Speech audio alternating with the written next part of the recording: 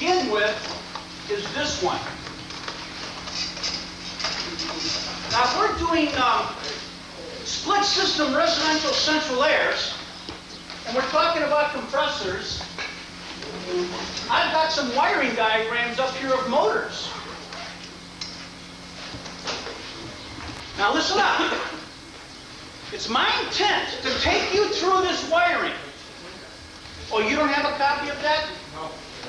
Can we get that copy? Because everybody has to have a copy of this. Otherwise they'll be lost. Yeah, go ahead and get yourself a copy. Hustle Dave, up. I know why you worried me now. You got the copy? Give them a copy so they can get back in their seats, please. Hustle up, please. Everybody has this in hand?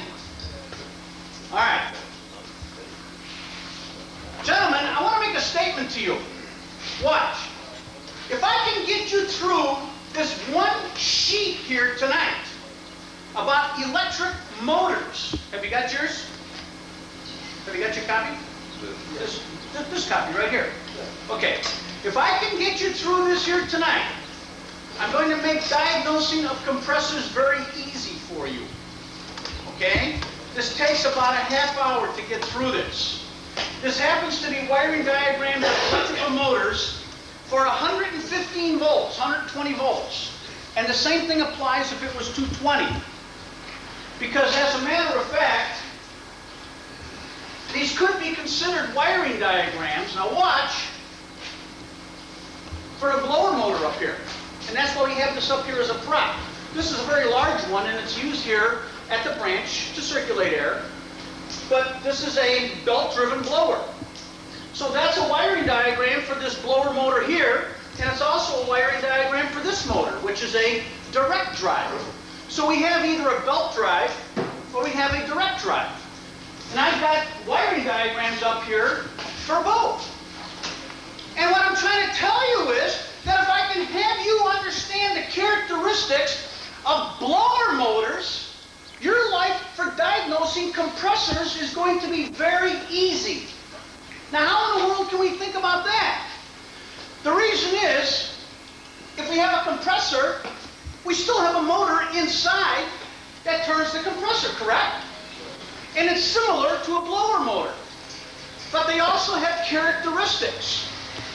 Remember, whenever a compressor has failed, something has caused it. And that's part of diagnosing. So, be patient with me. This is very difficult to get through, but believe me, it's going to make your life easy. On the left side, gentlemen, we have the motors called the split phase. Now watch. The first diagram shows us a motor with a run winding and a start winding. And if I take my hot side, I'm going to go through my run winding back to my common side, which is my neutral because it's 120 volts. And I'm simply going to say that I've got a centrifugal switch in here, and I'm going to have a complete circuit through my start winding momentarily until it starts up, and then bingo, my centrifugal switch opens up. That's pretty basic stuff, isn't it? Watch. Haven't you ever turned on a belt-driven motor and heard click? That's the centrifugal switch. What it's doing is it's kicking out the start winding. We start the motor by energizing two windings, and as soon as that motor starts to spin up, we have a centrifugal switch, which is a mechanical switch, and it kicks out the start winding. And look at this. We are now running on one winding, the run winding. Basic stuff, right?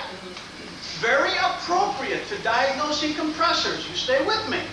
All we're saying here is that we have some kind of a means to kick out the start winding. Okay?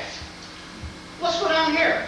Now let's take a solid state relay, which is a thermistor. Let's go do the same thing.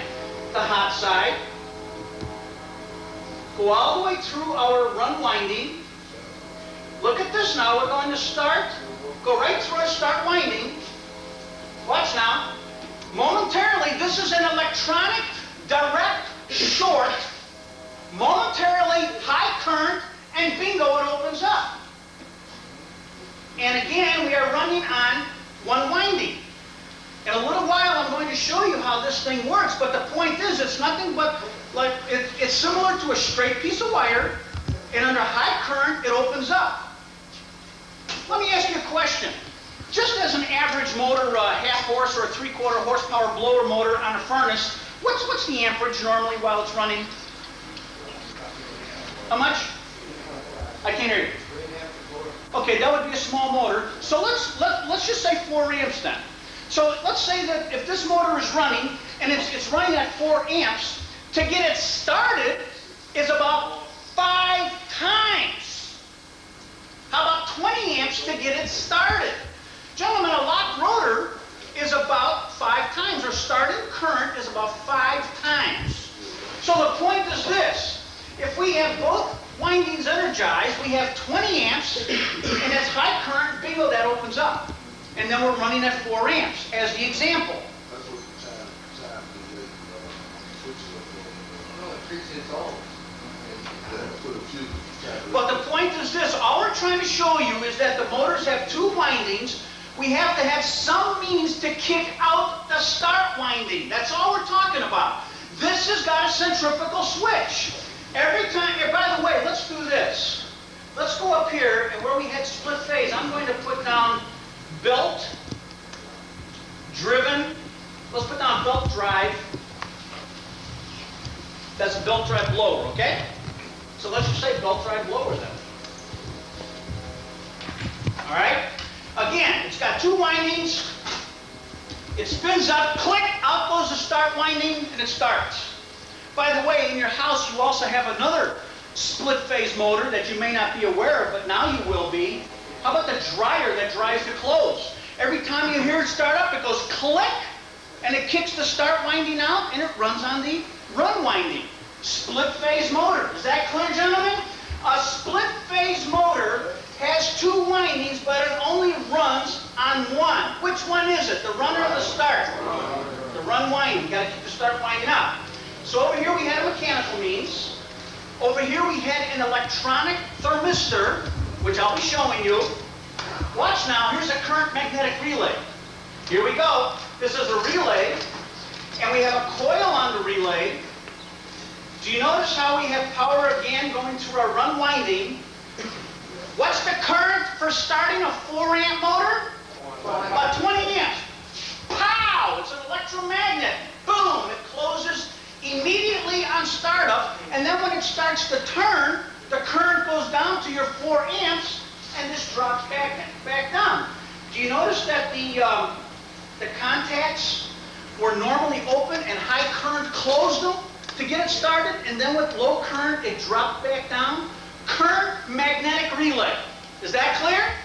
Same thing. We kicked out the start winding and we're running on the run winding. Watch now. How about a capacitor start? Here we go. Power through the coil. Here we go, through the run. Same thing. High current, pow! But we got a capacitor in series. A start capacitor. And it gives it a little bit more torque to get it started. And then same thing. We lose it once it gets started. But do you notice that all 4 of these were only running on the run winding? Is that clear? We have some means to kick out the start winding. You must understand that. That's clear. Okay? So now if that's true, let's go over here to another motor, and that's called a PSC motor. And if you take a look at the print right below it, it says permanent split capacitor motor. Well, a permanent split capacitor motor, gentlemen, is this. That's your direct drive. See? Because these motors, don't they have a little capacitor with them? In fact, I've got one here to show you. Usually it's got one, and who knows what the microfarads could be, but it's got a small capacitor.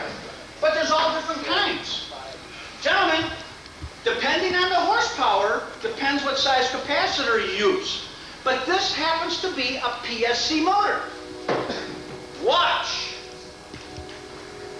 If this is a PSC motor, let's write up here direct drive. So it's a direct drive.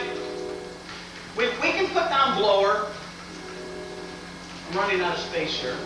But that's okay. It's a direct drive blower that we're using for a demonstration. But if this is a permanent split capacitor, now here's the difference. Watch it. Power through the run. Watch now. We come down through the capacitor, and it says that if it's got a dot, you want to put the dot on the hot side, and we're going to talk about that later. Look at this, right through the capacitor, right through the start winding, and it has started and it is running with both windings in the circuit constantly. You have no relay, you have no centrifugal switch, you have no means at all, you have no means at all to kick out the start winding. Is that clear? So this particular motor, a PSC motor, I'll make that a little clearer for you. Gentlemen, a PSC motor uses both windings. Is that clear? But if I say that this capacitor is across, look at this.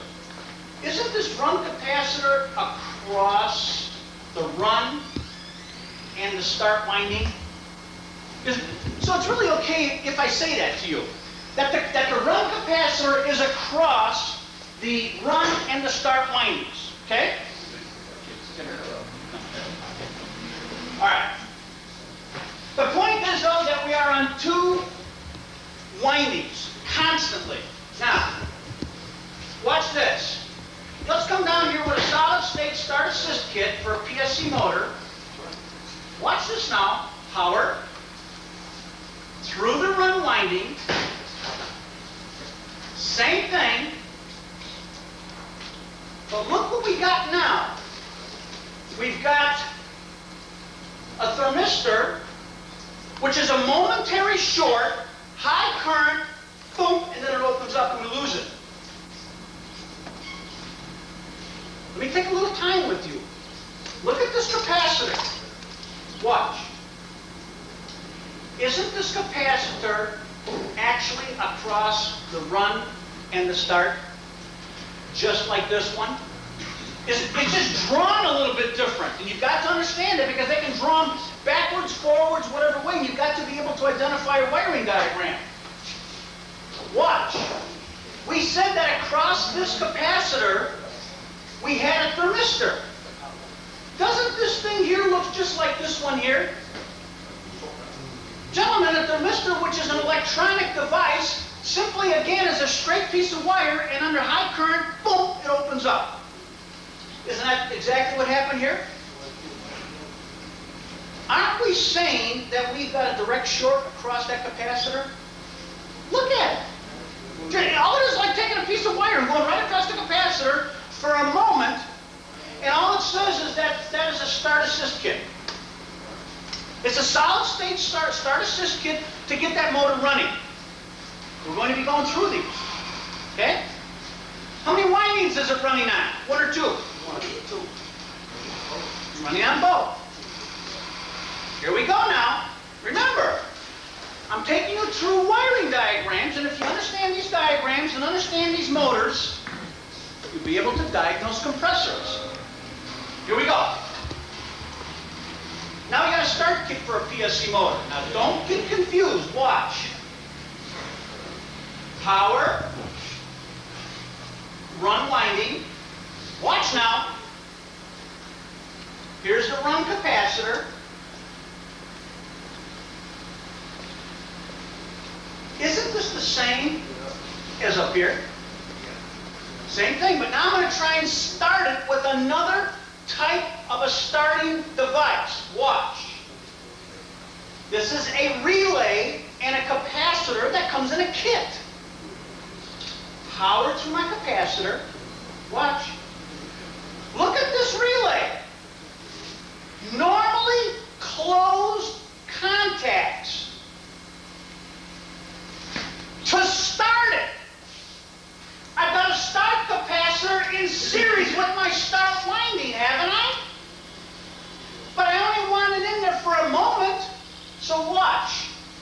You see the coil to the relay right there? This is what they call a potential. G-I-A-L, potential relay. Now watch. You come down the wire. When that motor starts to spin, it actually will see more than line voltage. So if you got 120 volts, I don't know what you'll see. Maybe see 135 volts, whatever it is. But as soon as it starts to spin at normal speed, the contacts open. Watch. Pow. And we have now lost my start capacitor. We continually have the voltage on that relay. How many windings are we still running on? Two. It's nothing but a version of starting. Gentlemen, let me tell you something. This sheet that I've given you makes it very easy for you to understand the difference between a current magnetic relay and a potential relay. I want to tell you one more thing, again, for some of you who don't really know me. I told you I've been in this business for a long time. I'm also a board member for RSES, and I have just recently become CMS certified through the trade association, and that simply means that I had to take an extensive test in refrigeration in order to achieve that. As part of that test, you've got to know the difference between a current magnetic relay and a potential relay. That's just part of this business. Okay? All right, that's what I'm trying to do for you, is to put it in everyday language. Now watch, here we go. We've gone through a belt drive blower, which is a split phase motor. We said that we only run on one winding. We said we have to kick out all the start windings by all of these beams. But we also have a PSC motor. Okay? And we've got two windings in the circuit all the time. So how many windings for a split phase motor? Where's running? One. How many on a PSC motor? Two windings. You got that clear? Okay. Look at what we got here, and I'm going to come back to it in a little while. I'm also going to come back to this dot in a little while. Okay? All right. What I want to do now is this. Oh, wait a minute. I'm not done. I'm not done with this yet. That's why I have to use notes, because there's so much I need to tell you. Gentlemen, what kind of a motor is this? Split phase or PSC? Split phase. And what kind is the direct drive blower? PSC. What kind of a motor turns a compressor? Because that's what, well, be careful now, that's what this is about. Now I'm going to clarify something, because you are correct, but watch now. In refrigeration, residential compressors in your refrigerators and freezers and dehumidifiers, they're actually both PSC and split phase. But this is not residential refrigeration class. This is split system central air conditioning class. And so with that in mind, I'm going to tell you this. All, is this clear? All, A-L-L-C-A-C, that's central air conditioner compressors,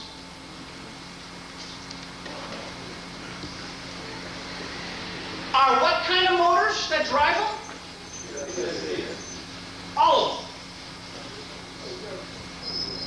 By the way, all room air conditioner compressors are the same, but this is not room air conditioner class. This is central air conditioner class. And the point is this, that if you can understand that all the compressors that we're going to talk about tonight are PSC, they have different reactions, they work differently than split phase. And in order to have you understand that, we've got to talk about these blower motors. Is that clear? Are you with me so far? You've gotten the difference now in the wiring. So now, let's do this. Look at this thing. It's a little homemade chart, and it'll serve the purpose. So everybody's got that handout. Is there anybody here who does not have that handout? We've got to get it to you. We're all okay. We're going to be talking about the split phase motor We're going to talk about the split phase motor and the PSC motor. And we're going to be talking about overloading the motor and underloading the motor. Well, if we overload the motor, certain things are going to happen to the amps and the speed, and the same thing down here for a PSC motor. Overloading the motor. Let's talk about overloading a blower motor, because that's the same thing. We can overload any kind of a motor. Gentlemen, does the word overload, is it simple enough for me to say that if we're overloading a motor, we're making it work too hard? Yeah. Is that okay? All right. Watch. As an example, let's take our split phase blower motor. How can I overload that motor and make it work too hard? Tighten the belt? Sure. Too small? Well, be careful now. Well, watch now. And that's why we're here tonight. We're here tonight to show you how to diagnose. Watch this. If this motor, let's say this blower assembly, and it doesn't have to be one this big, but it could be. But let's say a blower assembly was inside of a furnace. And you said, hey, it's got bad bearings in there. I'm going to change the motor. So you would take this motor out, put it in the middle of the floor, and take the motor off, right? And then you would bring it in over here, and you would go over to Dave, who's our counter salesperson, and you'd say, Dave, match up the motor. And Dave would give you a split phase motor. And you would take it back, and you'd put it on the blower assembly, correct? And how about, before we put it back in the assembly, how about if we jump-start it to see if it works? How would that be? I mean, that's okay to do, isn't it? Because if we jump-start it, then we know it would work okay. But let's go back to Kurt's example where he said a blower might be taking 4 amps, correct? Watch now, stay with me. We have an adjustable pulley on these motors, right? The pulley is there for you to adjust the speed of the blower. The pulley is there for you to change the speed season to season. For the temperature rise in the winter and for the correct speed across the blower or across the A coil in the summer. That's why it's adjustable. It's not just adjustable for you to make one speed, but you and I both know that that's not the real world, because who in the world changes the speed on belt drives? Nobody. That's why we use the other motors today. Now watch. The point is that if Dave gives you a motor, and you put it on the blower assembly and it's in the middle of the floor, and you say, hey, it's supposed to run at 4 amps full load. And so you start it up, and you say, oh, look at that. It's at 7 amps. Has to be a bad motor, correct? No. Okay, but that's the point. But isn't that true that sometimes the contractor will come back to the wholesaler and say, hey, you gave me a bad motor. It's only supposed to run at 4 amps total, and it's running at 7. And I don't even have my pulley very, very large.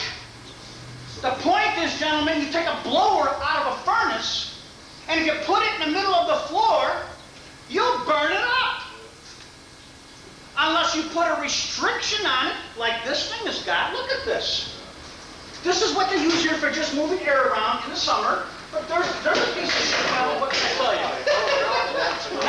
now I broke their blower, and they're going to have to buy a new blower. Yeah, really. Watch. You got a piece of sheet metal in here. A piece of sheet metal is a restriction. When a blower assembly is in a furnace, you've got a restriction there. You've got a heat exchanger that it's blowing across. So you can restrict it in the supply, or you can restrict it in the return. But if you don't restrict it, it gulps too much air. And it's overloaded, working too hard. So now, let's go back to the other example. When the ductwork is too small, now we can't move enough air, right? Well, be careful now. This is what we're talking about. Wait a minute. Let's take this slow. Watch. If I have a split-phase motor or a PSC motor, and if I overwork it, isn't that what we just talked about? If I take this blower and put it in the middle of the floor with no restriction, it'll overwork, correct? Or if I put it back in the furnace and adjust my pulley incorrectly and make the blower wheel spin too fast, it's going to gulp too much air, correct? Under those conditions, when it's overloaded, what happens to the amperage? Does it go up or down? Yeah, it'll sit there and burn up. The amperage goes up. Is that okay with you then if I put up over here? If it's overloaded? Watch now. And is it okay if I put up on a PSC motor, because really the same thing would happen? So if we overload a motor, and you've got too much current, it's going to sit there and burn up because it's moving too much air. Is that correct? Do we agree the amperage goes up? Kurt, if this was a 4-amp motor and you put it in the middle of the floor, it would burn up. We're up, okay? Everybody agree? Well then how about if we underload the motor? Not make it work so hard. Either one, because again, you could use direct drive, which is your PSC, or you could use the belt drive, which is a split phase, and underwork it. Underload it. That's what we're getting to. Well, wait a minute. How do we underload a motor? How do we underload a blower motor? Huh? Be careful. If we said that a blower motor would gulp too much air and overwork, that means it's got to not gulp enough air and be underworked. Now we talk about small duct work. What else makes a blower underloaded? What else makes a blower underloaded? Dirty filter. Sure, what else? Dirty blower wheel, you mean? Sure. How about closed registers, blocked returns? Anything that starves it for air, and it would underload it, correct?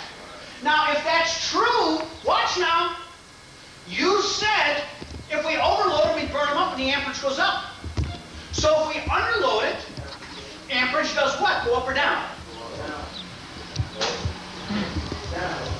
If we overload it and it's working too hard, it's going to burn up and smoke. Amperage goes up. So if we underload it, not gulping any air, dirty filter, amperage, is that clear? Isn't that true? There's a reason why you're confused though, and I'm getting you to this right now. So let's say now if it's underloaded, it goes down. Well, hold on. Is this true so far? If we overwork it, it goes up, and if we underwork it, it goes down. Okay? Now, let me tell you how we demonstrate this in a lab. Because something happens when we overload these motors and when we underload these motors. By the way, is it possible to overload a compressor? Is it possible to underload it? That's why we're talking about this. Are you ready? In a lab, we could have a split-phase belt-driven blower, and we could have a direct drive blower right next to it. And we overload them and we underload them. And we have students take amp probes, and we have them put them right on the motor and we check things. And that's true, because when we run the blower, we put a piece of sheet metal in front of it. So without the sheet metal, the amperage is up. And as soon as you put a little piece of sheet metal in there to restrict it, the amperage goes down. Okay? Something else happens. Watch. See the word speed? Something happens to the speed. Are you ready? You can have all the answers, but I'm going to take you through this step by step. This particular motor here is a split-phase motor. I'm going to ask Phil to come over here because there's a plate on here, and it tells us exactly what the speed is of this. Would you read that and tell us what it is? 1725. Gentlemen, this particular motor has a speed of 1725 revolutions per minute, which means the shaft, we don't care where the pulley is at, but the shaft goes 1,725 revolutions per minute. Is that clear? That means if we take that blower and underload it, where it's not moving any air, and the amperage goes down. Oh, by the way, wait a minute. Split phase. Pay attention to what I'm telling you, because this gets very confusing. Split phase. Underloaded, amperage goes down, no air. How long is that motor going to last? What do you mean? Not too long. The amperage went down. It's at, Kurt said it was 4 amps, and it's only running at 1 amp. That's the point. Are you ready? If we underload a split phase motor, the speed is the same. Nothing happens to it. If we underload it and it's not moving in the air, the amperage goes down and the speed stays the same, 1725. I'm getting there. It might not heat your house or cool it, but the speed of that motor is going to stay the same, and the amperage is way down, and it'll last you 100 years. But it's not going to do any work for you, correct? But what happens to the split phase motor when we overload it and it gulps too much air because just maybe the pulley is too high and it's moving that blower too fast because we're trying to make more air for whatever reason, or you take the door off, now you don't have enough restriction in your return. And what happens to the amperage under those conditions? Goes up because it's overloaded. Watch now. You ready? What happens to the speed when it's overloaded? It stays the same. You bet it does. That motor there, you can take this motor here, this blower assembly, put it in the middle of the floor with no restriction, and it'll sit there and burn up in smoke. And that speed, until it stops, is going to be 1725. Nothing happens to the speed. Nothing. Is that clear? You must understand that. Because if you understand that, now I bring you into PSC. This is all relevant. This is all relevant now to blowers and compressors. Here we go. A PSC motor, we said that if you overload it, the amperage goes up. And we said that if you underload a PSC motor, the amperage goes down. Is that clear? But what happens to the speed? Be careful. Wait a minute now. You're jumping to all these answers, but you're not listening. Let's say this is a 4-speed blower motor. What speed do you want to test it on? Low, medium, high, or high? Which one? I'm glad you said low. Because, gentlemen, that's exactly what we do. We take a direct drive blower assembly and we stick it on a table in a lab. I've got this on film, by the way, because we did a video on blowers about 1.5 years ago for RSES. It's about 1 hour and 20 minutes to get through it. And we show the direct drive blower on a table.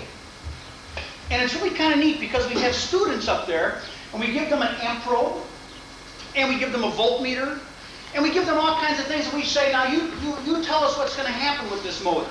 And the point is that we take the blower, a direct drive now, direct drive, and we overload it. So we take the little piece of sheet metal that I have on the blower and I take it off. And instead of being 4 amps, it might be 7 amps. And of course, under those conditions, guess what?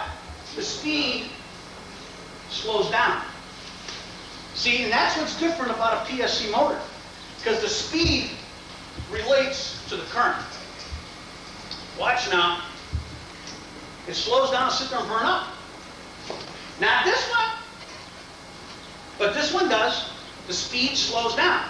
Well, isn't that true then? If the speed slows down, if I overload it, how about when I underload it? The speed's got to go up. You got that? I'm ready for you. Here we go. Here's what happens on a table in a lab. We take the blower. If you can visualize this, we've got a student up here with an amp probe. And I'll be running on low speed. So if 4 amps, let's say the highest speed, maybe it runs at 3 amps normally. And I'll just let it sit there, and I'll take the piece of sheet metal off, and he'll say, oh, it's 5 or 6 amps because it's over the 4, even on low speed. But then I take the sheet metal and I tell him to block it off.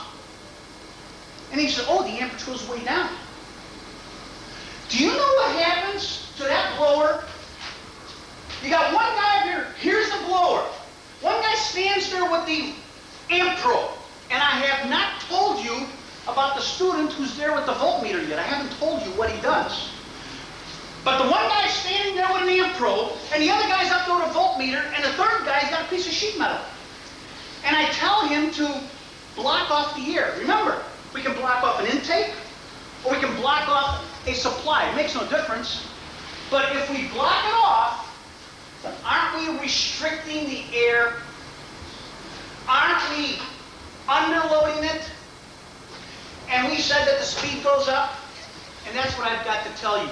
Because you would not believe what happens on low speed. It takes off while it's running. He puts the sheet metal down in front of it, and it takes off like a jet airplane. The sound is unreal.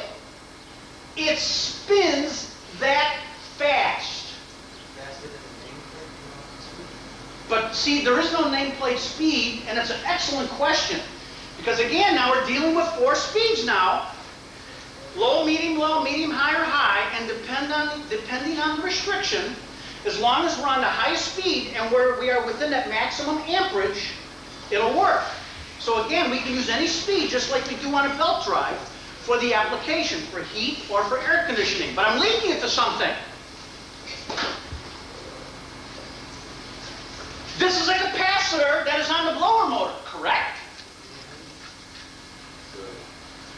Can you find a VAC reading on there? By the way, tell us what the microfarads are too.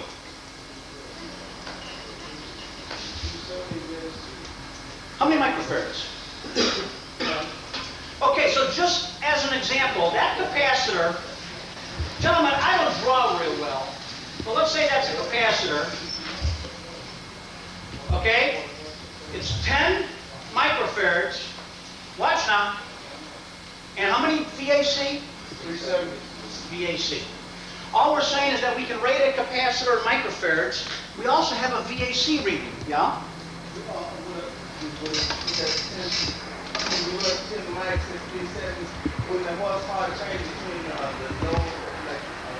Sure it does. Yeah, and again, yeah, as far as the horsepower, if we say 3/4 horsepower, that would be on the high speed, but that's not what I'm getting at. Right now, I just want to help you diagnose compressors. And again, because I've only got 2.5, 3 hours with you, I don't have a whole semester with this.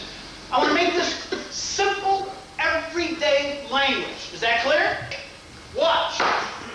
You said 370 VAC. And I said there's a blower on the table. And we got 3 people, actually 4, because I'm the plugger-inner on that film that we do when we do this in lab. So I got one guy with an amp probe, another guy with a voltmeter, and another guy with a piece of sheet metal, right? The guy with the voltmeter takes his voltmeter and puts it right across the leads of the capacitor. Ah, that's something that they never taught me in school years ago. Did you know that the VAC, 370 VAC means voltage AC? And that means that this capacitor had better not ever see more than 370 volts AC. Are you ready?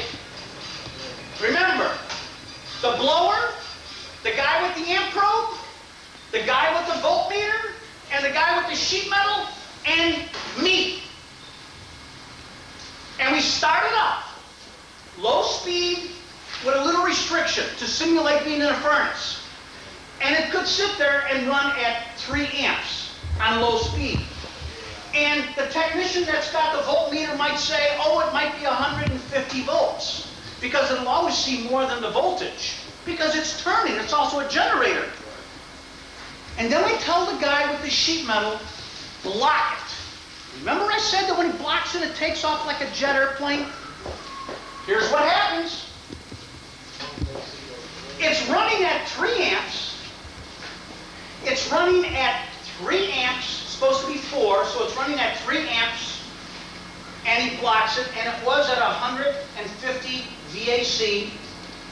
And he blocks it. Bingo! He loses 3 amps, and it goes down to like maybe 3/4 of an amp. Okay, less than 1 amp. And as soon as that takes off, you know what happens to that voltmeter?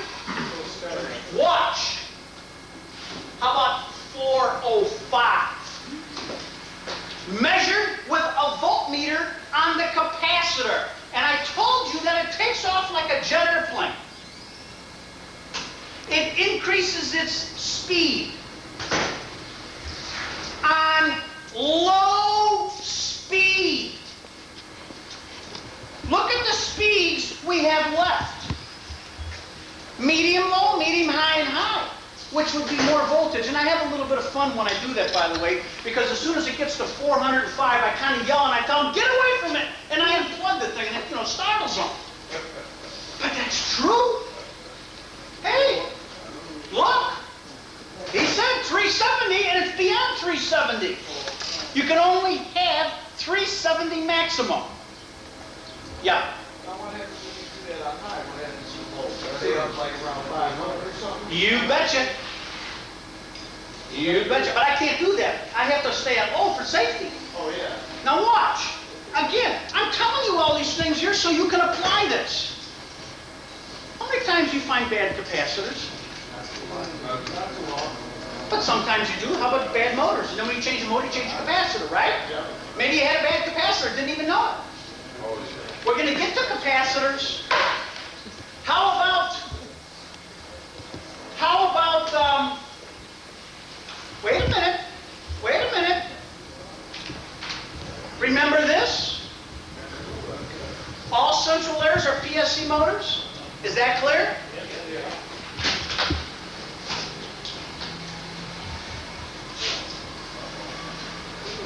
How many microfarads? Watch. 55 microfarads. What's the VAC? 440 VAC on a 220 system, right? This is sitting out on your compressor. Your compressor is also a PSC motor, correct? Isn't this a run capacitor? Didn't we say that if PSC motors get underloaded, they spin up? Didn't we say that all central air conditioner compressors are PSC motors? And we said that if you had a PSC motor, if you underload it, the amperage goes down and the speed goes up? And if we got 440, and you said, I asked you before, is it possible to overload a compressor? And you said, yeah. And then I said, is it possible to underload a compressor? And you said, yeah. So now you tell me how. How do you overload one and burn it up? How do you overload a compressor? Too much what? Too much air across the coil? That's good. Too much of a heat load? That's very good. What else? Well, be careful. Overworking it. Overcharge. Oh, yeah. Overcharging them. All we're saying is how do you overload a compressor? What else? So the amperage goes sky high. You betcha. Dirty condenser. Okay?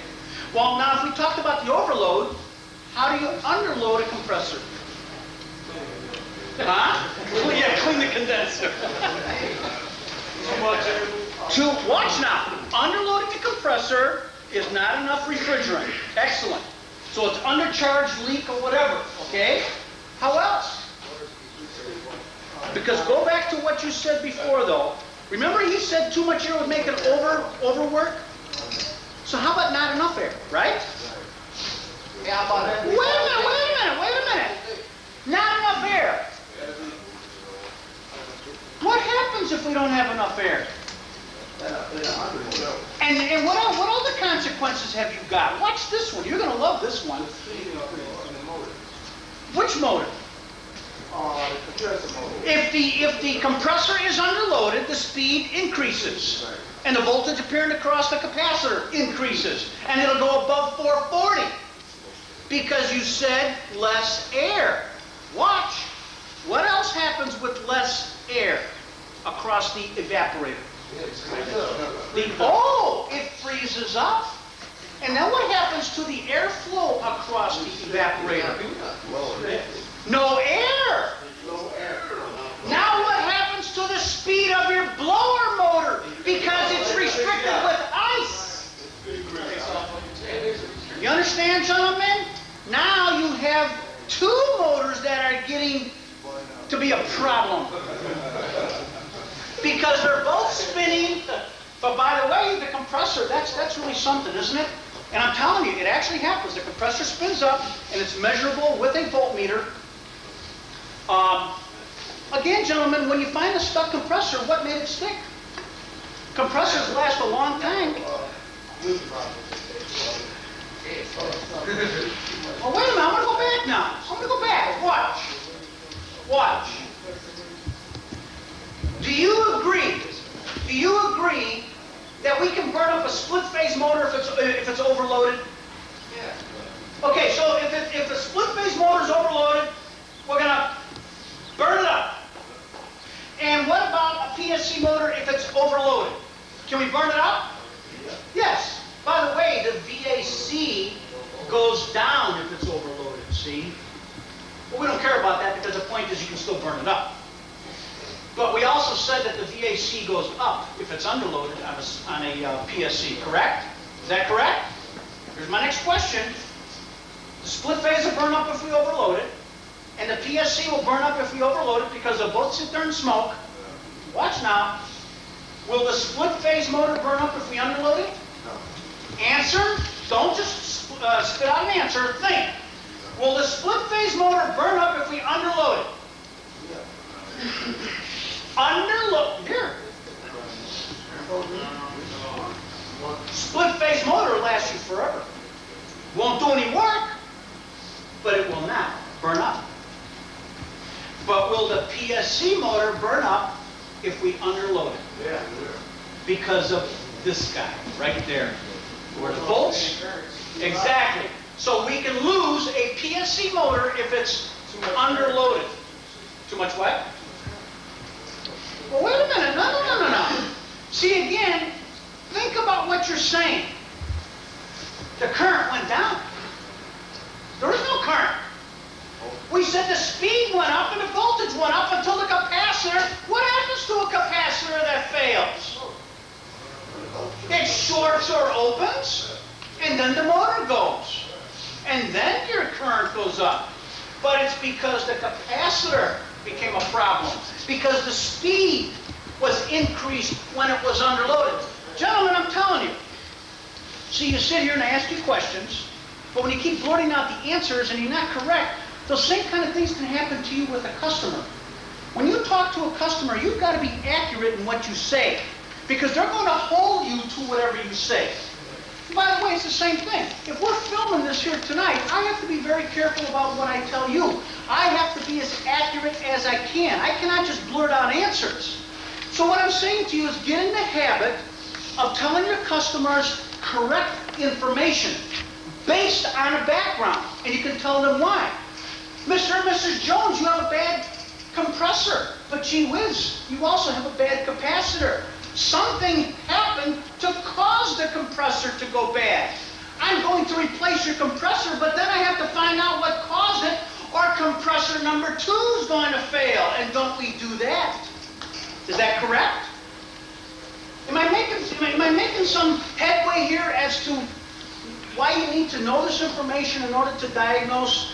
Do you understand now why, if you know the difference between a split phase and a PSC motor, why diagnosing a compressor on a central air can be easier for you?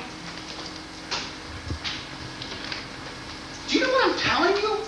I'm telling you that you need a voltmeter on capacitors now. And nobody's ever told you that before. There's another reason why you need voltmeters on capacitors, and I'm getting to that in just a little bit. Okay? I want to take you over to the next page. Oh, by the way, I have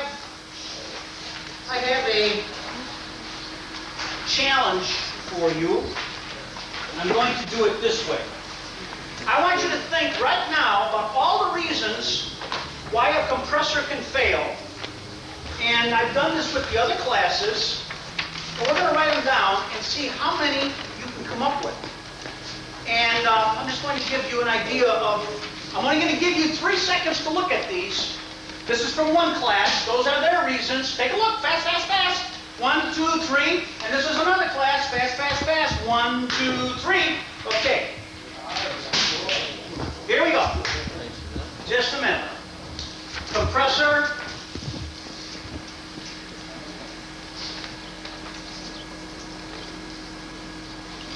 What causes a compressor to fail? Here we go. Dirty condenser.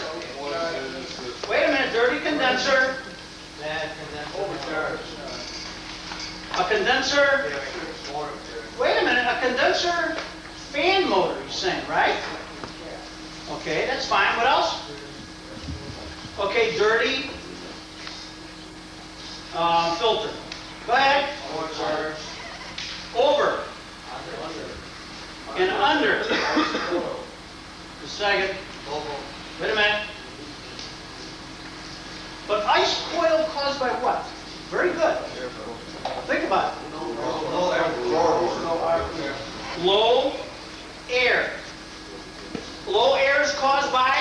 We got that?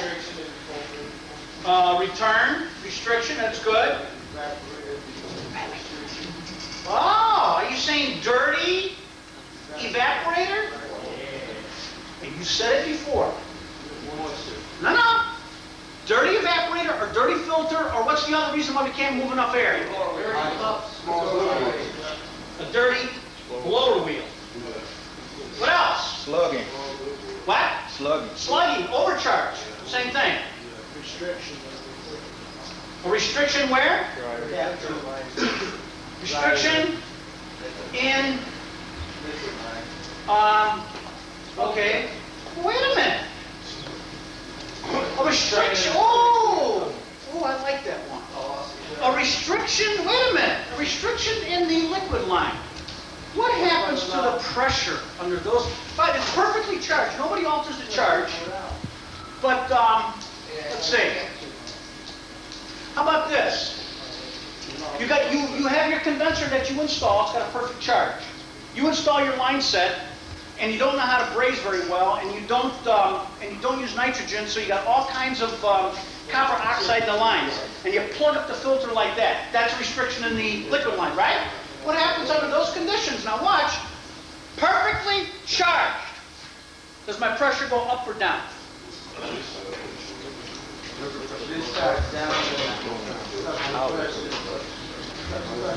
This is a picture of a system. Go up and level off. Here, I would normally have vapor, and liquid, right? And I'm going to come down here on my liquid line, come over here to my strainer, pow! Or maybe I just forgot to even open up my valve. My question is, what happens to my pressure? Yeah, well, first of all, we're in a vacuum, right? Aren't we in a vacuum on the low side? 100% restriction. I don't want to spend a lot of time on this because we do this in AC1. What happens to that high side? Watch. Backing up, backing up, backing up, backing up. What happens to my pressure? Drop down. Go back to what the ambient is. Gentlemen, you've got to know this in this business. I'm telling you, you've got to know this. Otherwise, your credibility isn't there. Listen now. Listen. You can buy a condensing unit from Phil here at Homewood, full of refrigerant. And you can sit there and plug it in, not hooked up to anything, and you sit there and plug it in. What happens to the current on that compressor? Is it going to go up or down? He didn't even sell you a line set, and he didn't even sell you an A coil, but you brought it home and you wanted to listen to it, and so you plugged it in, and all that refrigerant is in there. Isn't that the same right here as a 100% restriction right there? and it'll suck the valve. It'll suck the valve into a vacuum because the valve is there. What happens to my amperage on the compressor? Does it go up or down? What happens to my pressure? Does it go up or down? Gentlemen, you got to know this. You told us the last time it would go up and then would level off to what it's supposed to be. Very good. You were listening very well. The condenser is always as big as or bigger than the exact charge. Is that clear? So if you don't add any, you got nothing to push because you didn't add anything, and it's going to sit right there and it's going to go down. It'll be sitting. I don't care if the compressor is running. It's got nothing to push because there isn't any more there. And it'll be just like a tank of gas sitting out on the concrete. That's right, it goes down. There is no pressure, there's nothing. And the compressor is running. And so because you said, whoever said this, fellas, whoever said this is the troublemaker. The point is, a restriction in the liquid line with the correct charge, does the pressure go up or down now? Only when you first start. But the point is, well, if it sits there for 3 hours, it's down, it just sits there. Now what happens to the amperage on your compressor? Be careful. What kind of motor is it? PSC.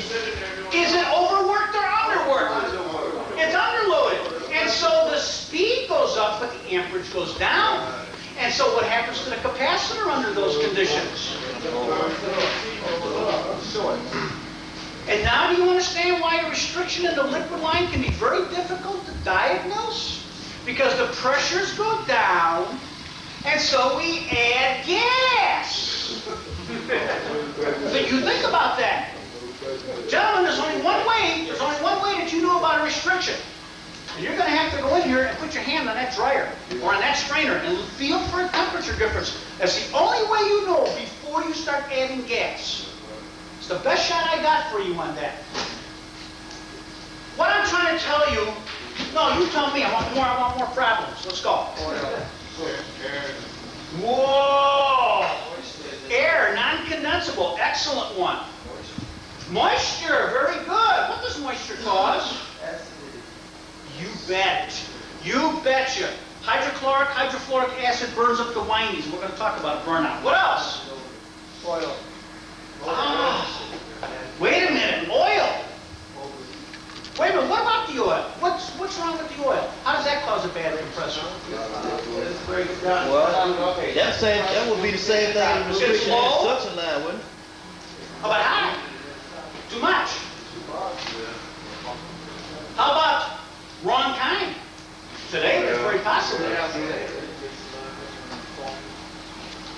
We'll come back to this unless you know any more. Right, very good. How long should it last? We're going to get to that, but the point is excellent.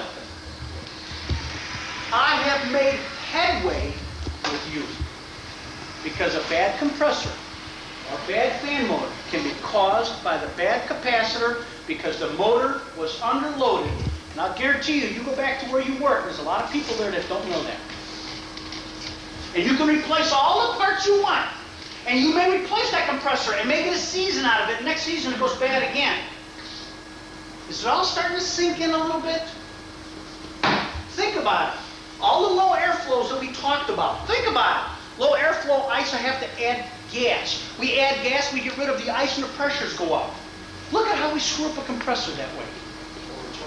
Sure, and it was undercharged was a problem. I'm sorry, it was iced up and it was a problem, and then we overcharged it and we compounded the problem. Exactly. And I'm telling you, this is all part of diagnosing. What about? Ooh, high and low roll. Very good. Very good. What else? Compressor failure.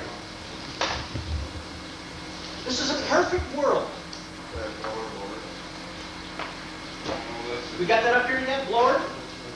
dirty. Okay, let's just put down bad blower. Wait a minute. Yeah. Very good. Wire size. Well, what about that wire size? Very good. Somebody said something. Wrong gas. Oh, wrong gas. That's possible today. That's very possible. Okay. Oh, but again, the high pressures would be caused by the other things we've talked about. Before we go on, you tell me which one of these can cause a compressor to be underloaded. Dirty condenser? No. Condenser fan motor be bad? No, it's going to be overheating, right? Dirty filter? Right. You betcha. Overcharge? No. Undercharge? Low airflow? Right. You betcha. The return blocked? Right. Dirty evaporator? Right. Woo. Dirty blower wheel? Right. Love it. Restriction in the liquid with the exact charge? Huh? Remember the pressure's good. Gentlemen, this is not easy stuff. I'm giving you a very intensive lecture here. This is designed for people that have been in the field for a while. This is not a newcomer lecture, okay? Here we go. Excellent. Air in the system, will it be overworked or underworked? It takes up space. Overworked, so it's not going to cause it to be underloaded. How about moisture? Yeah, it's just going to burn it up. Oil? There's nothing in the oil that's really going to cause it to be underloaded, right? Capacitor? Capacitor will fail because it was underloaded. Well, if you were lowering oil, your temperature would go up, right? Sure. And not lubricated. Right. Right, but the point is we're talking about underloaded. So let's put it this up. Y equals underloaded. Yeah, I got that one. Okay? I'll trade in a compressor, cool condition. Ooh! Low ambient. Very good. About 1 kg. And that could... Air across the board. Yeah, we had... Low air. But how about high air? See? Low air too. Yeah. What about improper? Well, I want to get back to these though first. High voltage or low voltage, will that make it be underloaded? Not really applicable. Bad blower? Possible. Depends what bad means. Wire size? It just isn't going to work very well. Wrong gas? Who knows, right? Low ambient though, huh? Wait a minute though, let's finish up with this. Low ambient, but overworked or underworked? You betcha. Huh? Hey, like, One more question and then we have to go on. Go ahead. what about the improper direction of the impeller? You know, the turn. That could come under bad blower. Okay, I need to go on, gentlemen, because I have a lot of stuff for you. I would like to go on. We're going to do this next page, and then we'll take a break in about 20 minutes. And again, anytime you have to get up and use the bathroom, feel free to do that. I'm going to take you over to this page. You're going to love this one. First of all, are you learning something so far? Yes. Okay. Watch what we do. Let me get my stuff. Here it is. This says the compressor doesn't start. I want to read this with you. Watch. Compressor won't start or hard to start, right? Isn't that possible? Compressors don't start real well? Sure. Here's the initial checks. It says the voltage supply check. You check the locked rotor voltage. LRV is locked rotor voltage. Between the common and the run winding, you notice I got the voltmeter here between the common and the run? Well, the compressor is attempting to start. The voltage must be within 10% of the voltage rating. A condensing unit rated to operate on 230 volts must have a locked rotor voltage reading between 207 and 253. And then down here it says if the locked rotor voltage drops below 207 volts AC, the voltage supply is insufficient to start the compressor. Baloney! It does not apply anymore. I purposely put that sheet in there because it's probably 15 to 20 years old. Because gentlemen, today the real world is that we really don't have 230 volt units much anymore. What we have is 208/230. Now the rules change. And we say that your locked rotor voltage has got to be plus 10% minus 5%.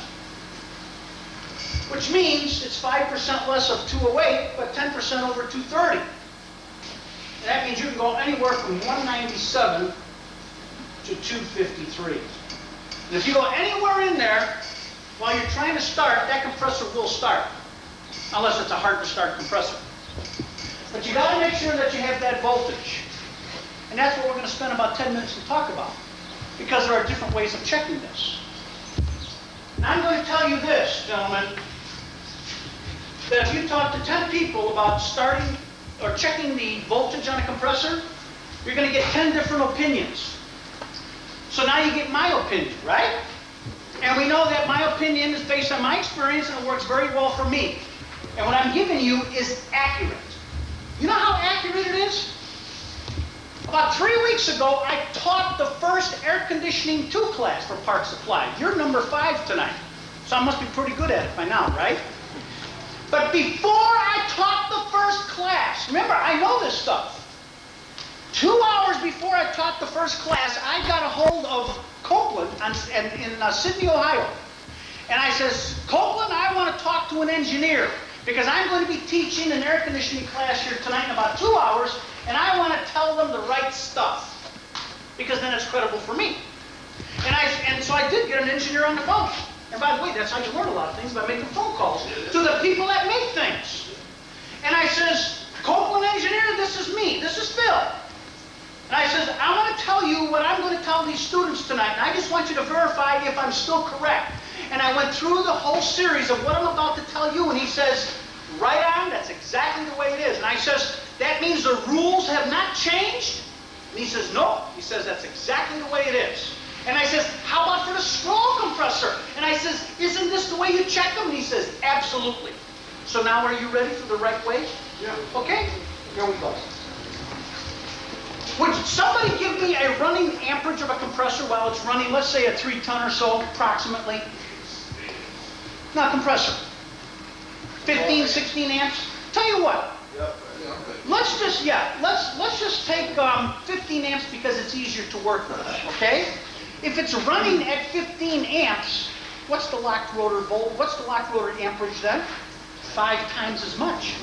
So approximately 75 amps. Okay? You keep that in mind. Because what we want, now watch, here it is the way it's supposed to be. If we are running a 15 amp compressor and we lock rotor it, that's LRA, that means that's going to be approximately 75 amps at 230 volts. That's exactly what it would mean.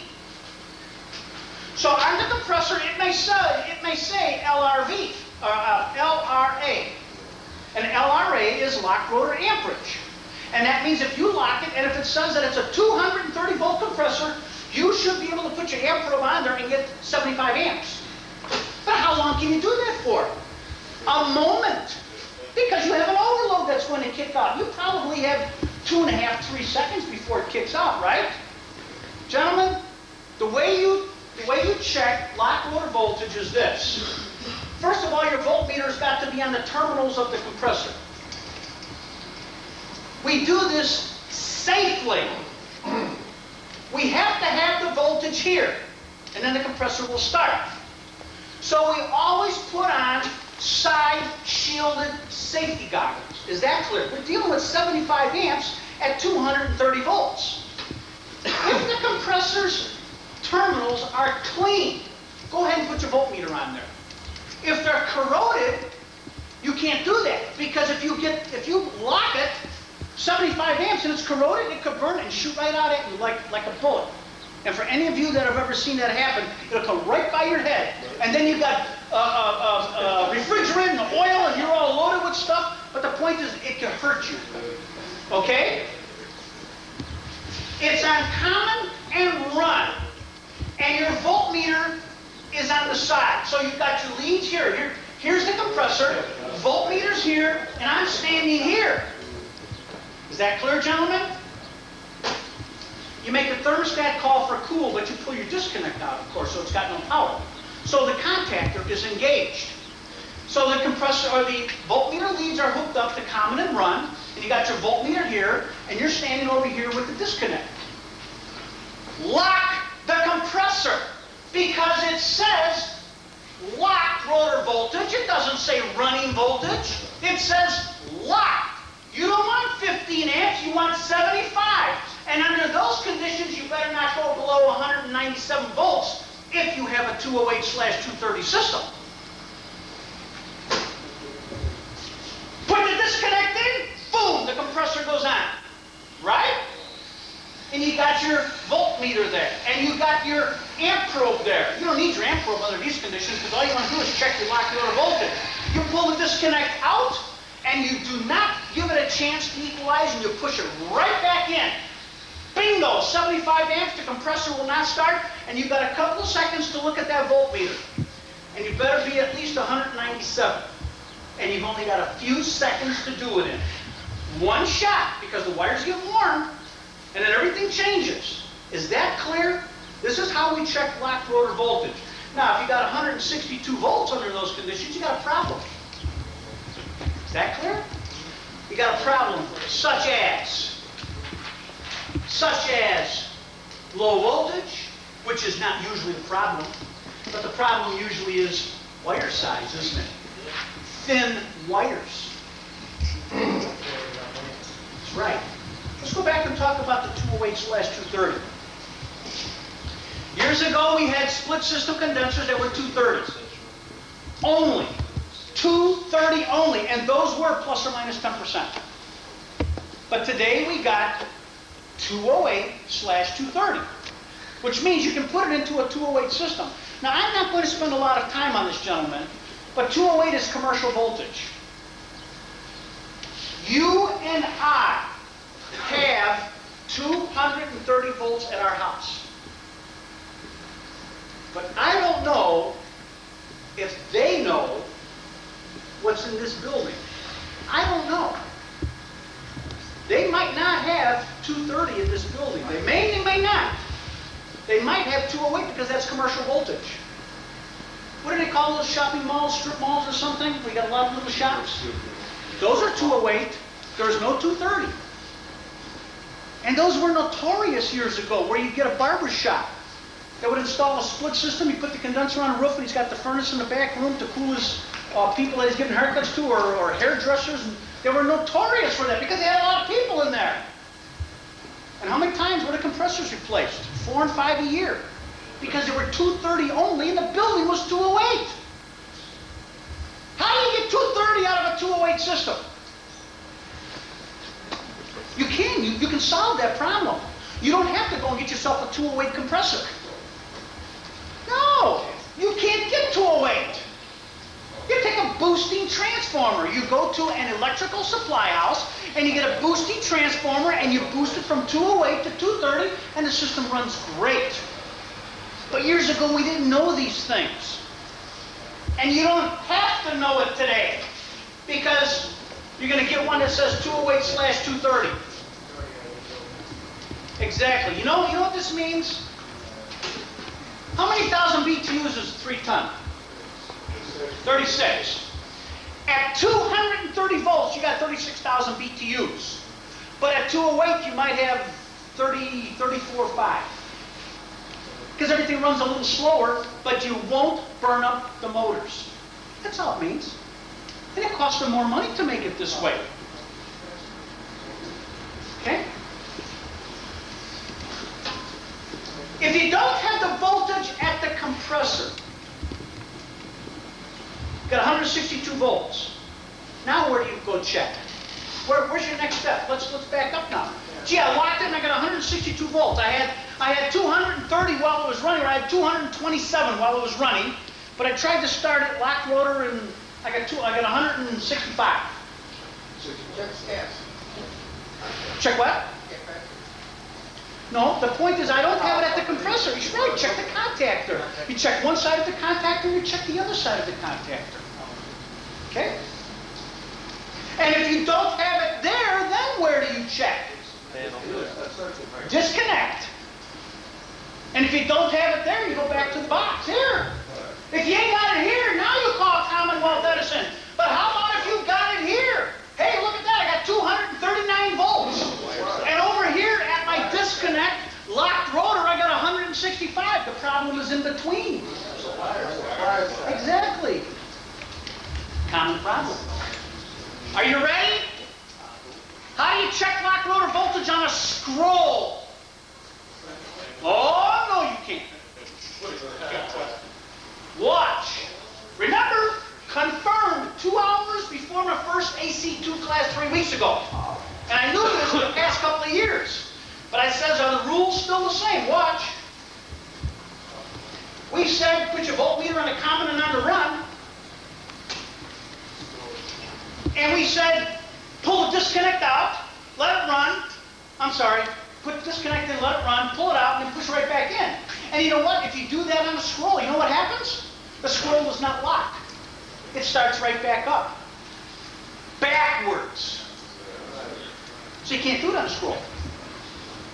Are you ready? See that start wire? Or the capacitor. Isn't the capacitor? Remember the capacitor? That little guy that we had. I don't draw real well, but remember the capacitor we had wired across here? Pull it off your start or off your capacitor. That's all. You can pull any one of these wires off, and you do the same thing. Because it won't start. You don't have the capacitor in the circuit. Just pull the capacitor out. You don't have to short cycle anything. Just sit there and pull the capacitor off and put your disconnect in, and guess what will happen? Instead of having 75 amps, you know what you'll have? Probably 71. That's the only significance. You lose a little bit of the locked rotor amperage. And it's a great way of checking for proper locked rotor voltage. And now you just learned something. Recommended by Copeland to pull the wire off the start winding. And our counter people have to be able to advise contractors on that when they call and they're wondering. Huh? Exactly. That's why they're here tonight, just like you. When you're in trouble, you call them. When they're in trouble, they call me. And when I'm in trouble, guess who I call? Copeland Engineer. We've got a little bit more to do, and then we're going to take a break. But I want to go back here one more time. Have you ever gone out to the system, and of course the problem is no cool, and the contactor is buzzing. It's sitting there buzzing. So it's calling for cool, right? But nothing is running. Remember, we got a contact, right? Boom, contact. So it's boom, and it's buzzing, but no contact. What do you think? By the way, this problem started about 15, 18 years ago. We never had this years ago. And I know some of you know this, and you may not even think you're correct, but you are. So you tell me now, because it started in Northbrook. I remember when the story came on the radio, and they says this trouble is starting in Northbrook, Illinois. And when the contactor goes boom, and nothing happens, what's the problem? You tell them what bug? Earwigs. Gentlemen, did you hear that? Earwigs.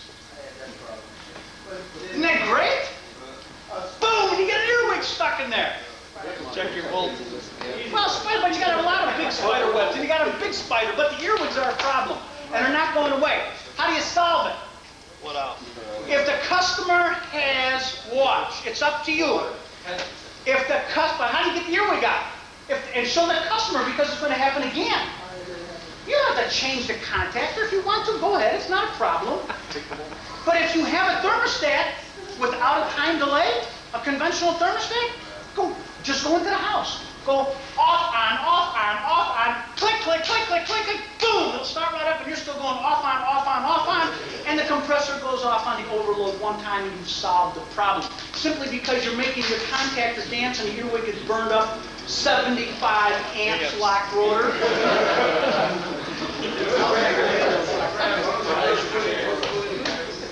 It's up to you, but if you clean the contactor, you got to take it all apart. Show your customer how to help themselves. Gentlemen, if you've got an electronic thermostat, you've got a time delay. It doesn't happen as quick, that's all. Is that clear though? Okay? What we're going to do is, I'm going to let you go on a break. But I got to tell you, gentlemen, I've got a lot of material, I've got a lot of hot stuff to be able to tell you here yet tonight. I'm going to hold you to 10 minutes, okay? 10-minute break, please.